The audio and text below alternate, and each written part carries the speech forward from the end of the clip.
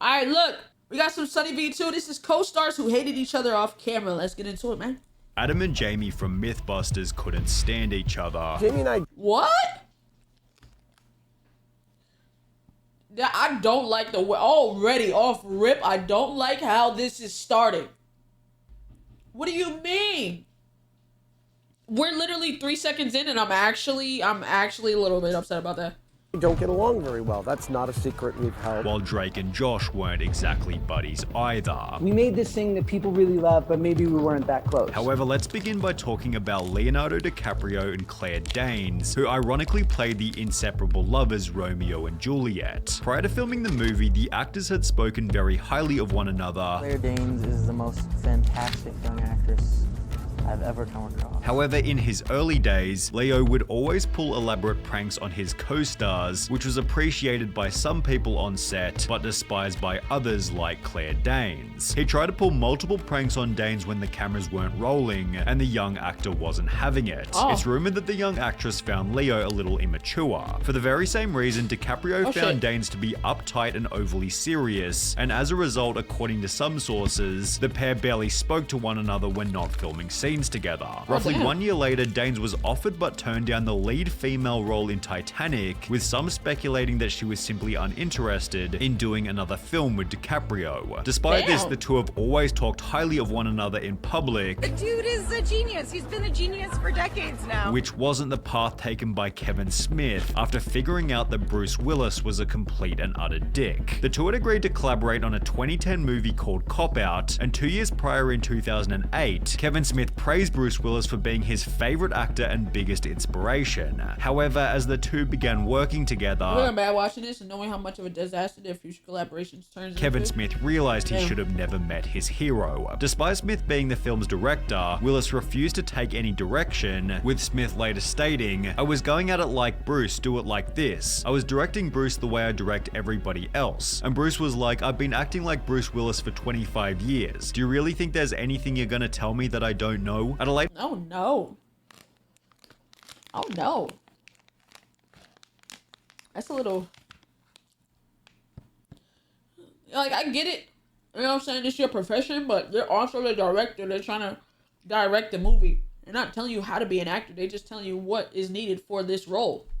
Damn, that's kind of an asshole move a little bit.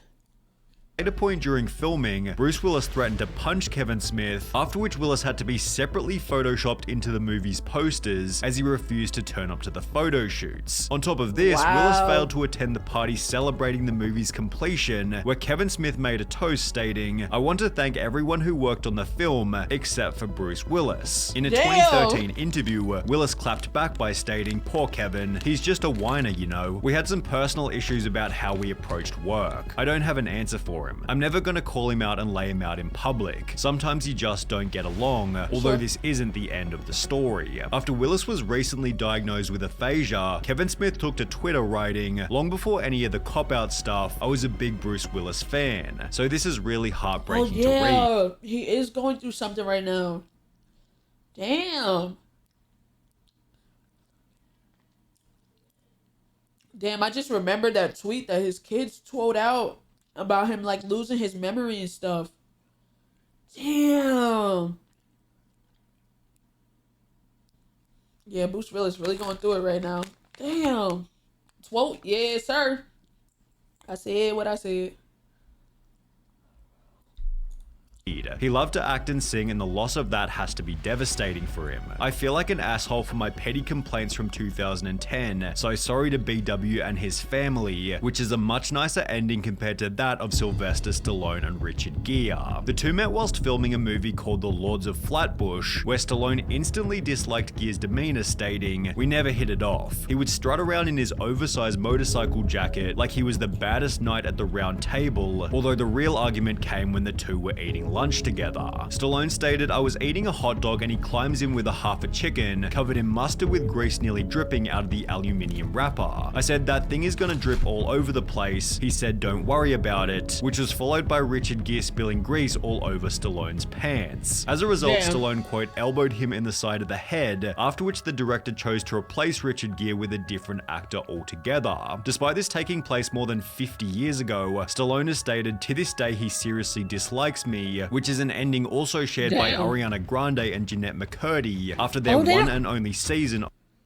of Sam and Cat. Wait.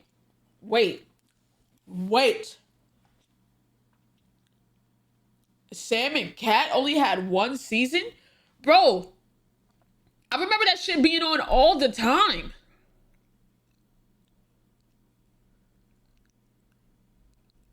Were they just playing the reruns crazy?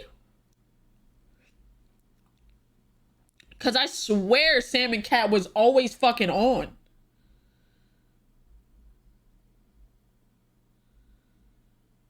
Must have been a long ass season. Bro, something. Because that shit was always on, bro. When the show came to an end in 2014, Ariana Grande made an extensive heartfelt Damn, so the news is about Sam and Cat. I felt like it wasn't my place to make any sort of announcement, so I kept going until now. When I thank Nickelodeon, when I thank Dan Schneider, fucking freaky ass nigga, allow me to play. I would always have Cat near and dear to my heart. Deaf character she plays such a huge part of my life. Okay.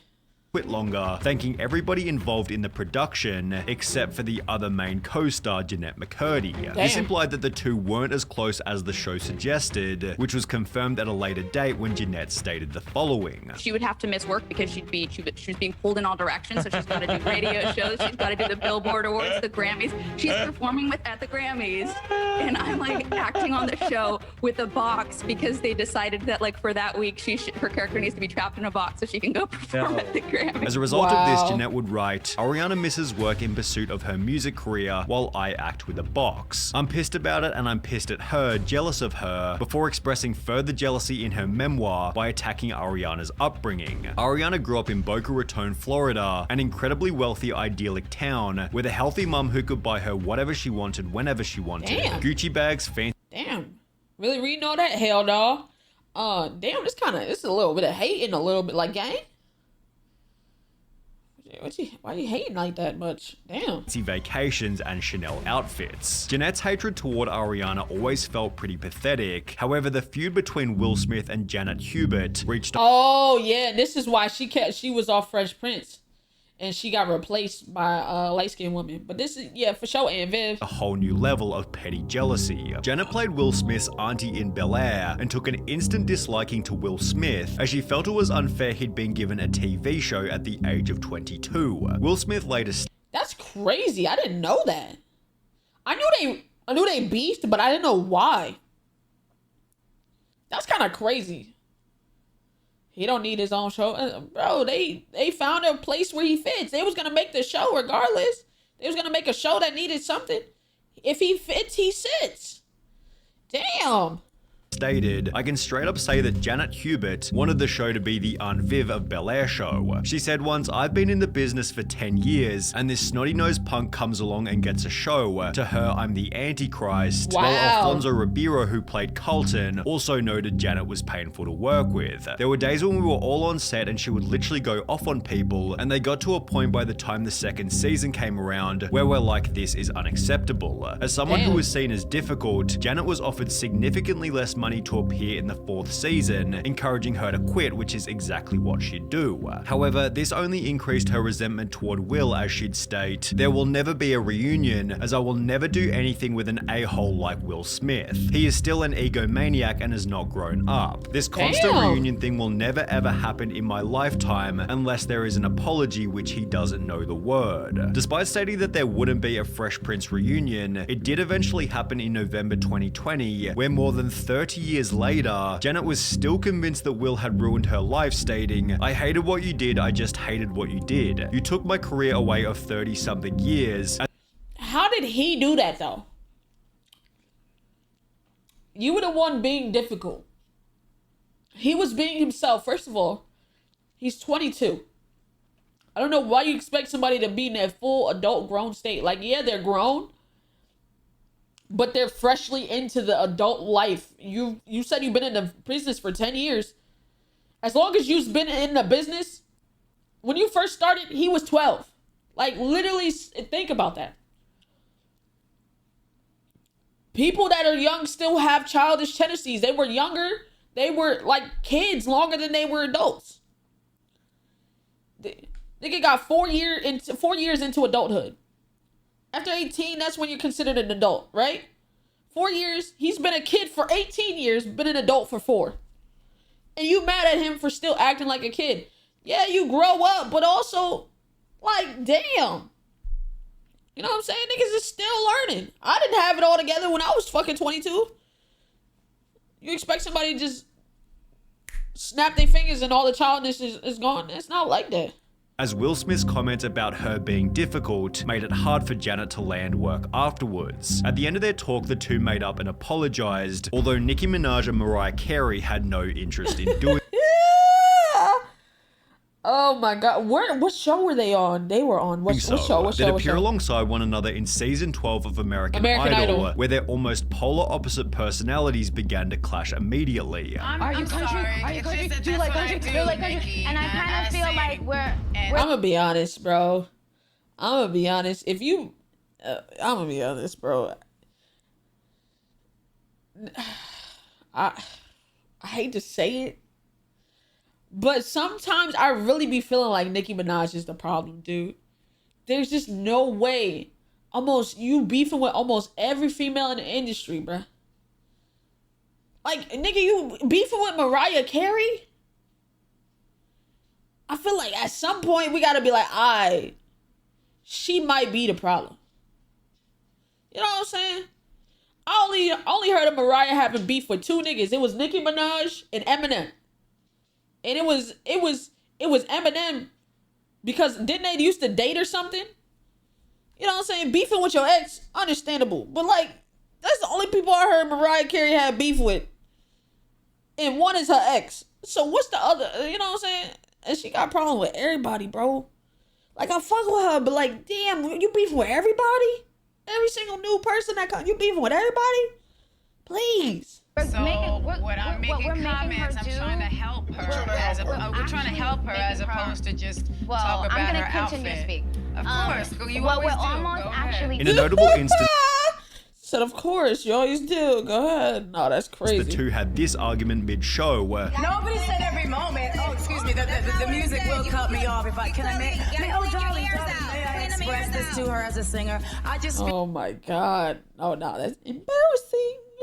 feel like what maybe trying to be expressed is just sing from your heart the entire time, and your notes will continue to shine regardless of the dirt that gets splattered around you. after which Nicki threatened Mariah with violence, Multiple people heard Nikki say, if I had a gun, I would shoot that leading Mariah Wow. See, nah, she's a problem.